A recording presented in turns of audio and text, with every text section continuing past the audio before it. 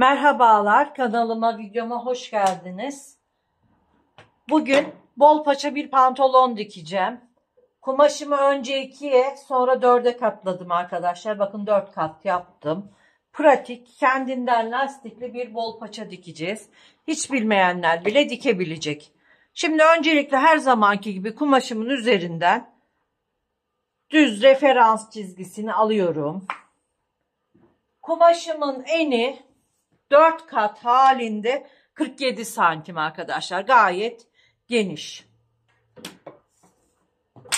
Şimdi hemen kendinden lastikli olacağı için şöyle 6 santim lastik için pay veriyorum. 5 santim kullanacağım lastik. 1 santim de dikiş payı. 6 santimden bu şekilde çiziyorum. Oturuş yüksekliğimi iniyorum. Oturuş yüksekliğim 30 santim. 30 santimden burayı kapatıyorum. Lastik payının altından pijamamın boyunu çiziyorum. Şöyle ben dikiş payıyla beraber 95 santim yeterli. 95 santimden çiziyorum arkadaşlar. Bakın pijamamızın boyunu 95 santimden çizdim. Şimdi kalça bölü 4 artı 2 yapıyoruz ve ölçümüzü buluyoruz. Kalça bölü 4 artı 2 bulduğum ölçü 30 santim. 30'u buradan işaretliyorum. Yukarıdan da işaretliyorum. 30 santimi. Burayı kapatıyoruz. Bakın. Burayı kapattık. Ön ve arka birlikte çalışıyoruz. Hemen A ölçümüzü yerleştiriyoruz.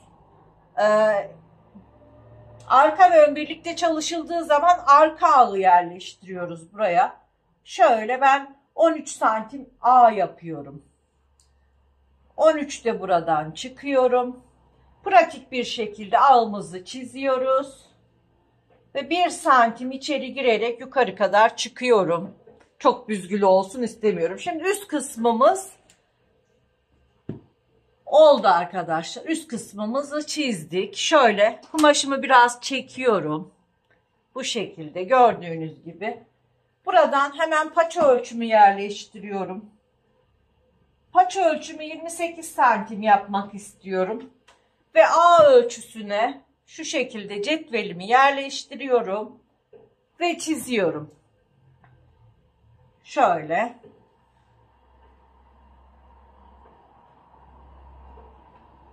Buradan çiziyorum. Şimdi pantolonumuzu 4 kat keseceğiz. Ben önce paçayı kesiyorum.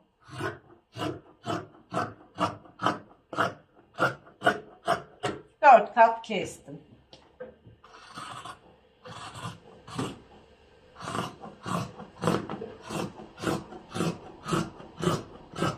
Ağıma kadar burayı da kestim. Ve hemen katını açıyorum.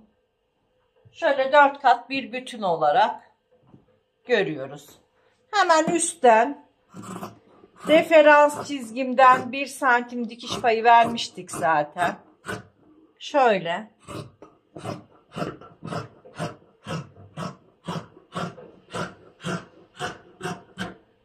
Gördüğünüz gibi pantolonumuz, pijamamız her ne derseniz kesildi arkadaşlar. Şimdi katını açıyorum. Tabii açmadan önce belimizi bir çıt atıyoruz. Ortası belli olsun diye. Şimdi burayı açtık. Şöyle. Ön için ön düşüklüğü 3 santim, belden aşağıya 3 santim işaretliyorum. Ve buradan bakın şöyle ön düşüklüğümüzü iniyoruz. Hemen kesiyoruz burayı.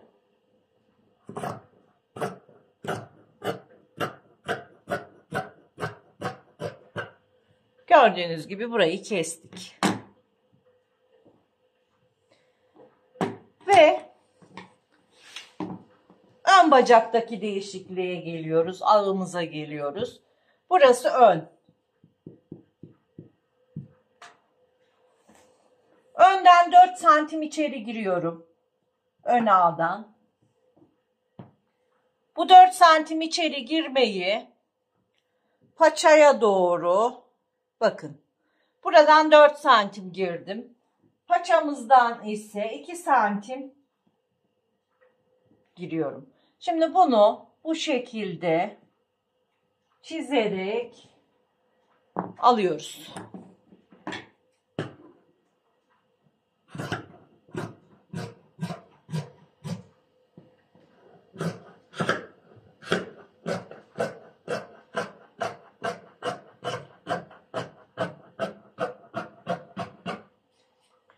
Evet, burayı da aldık.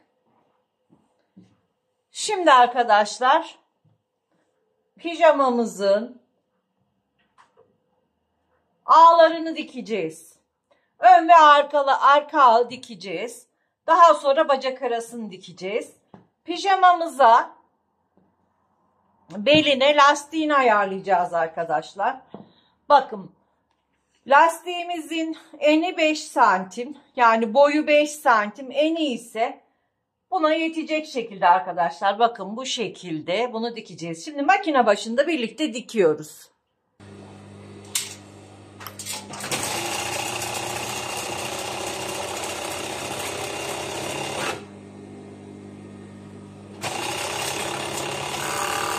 Arka ağımı diktim. Ön ağımı dikiyorum.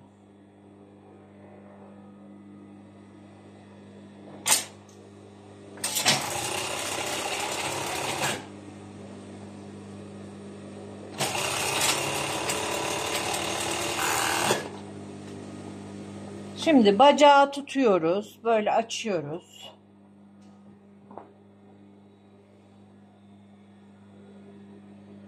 Paçadan başlıyoruz. Üst üste koyuyoruz kumaşlarımızı.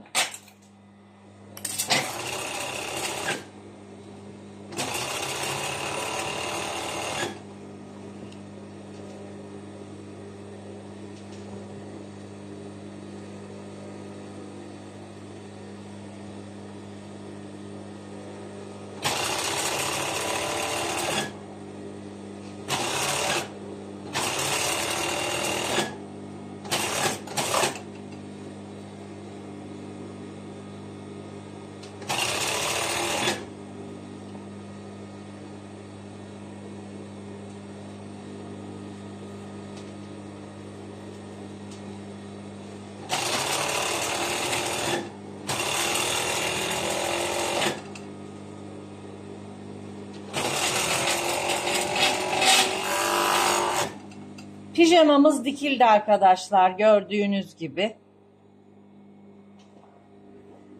Şimdi düz çeviriyorum ve lastiğimizi takacağız.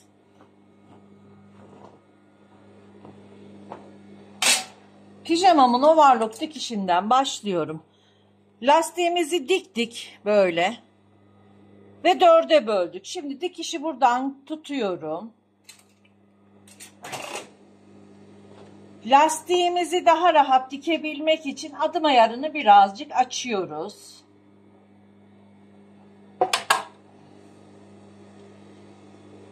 Pijamamızın da işareti var 4'e bölünmüş vaziyette.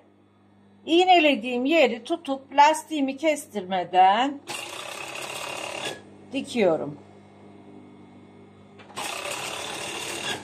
İşarete gelince iğneleri çıkartıyoruz.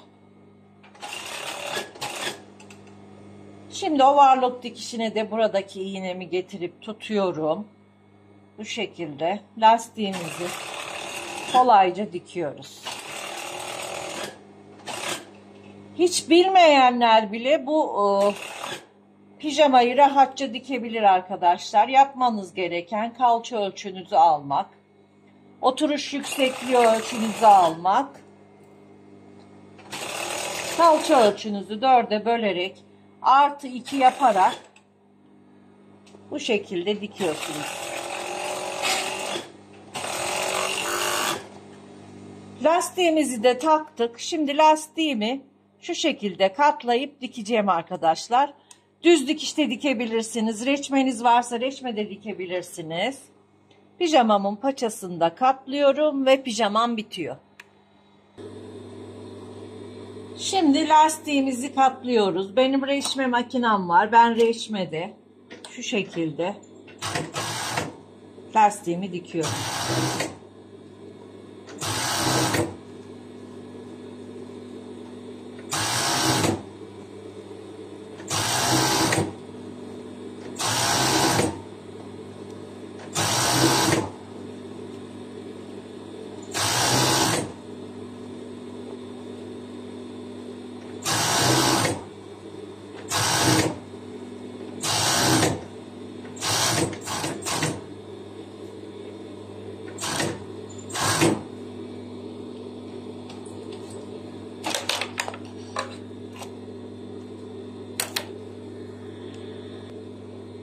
Paçalara geldik. Şimdi paçayı da böyle tutuyoruz. Katlıyoruz düz yüzünden. Reçme dikişiyle.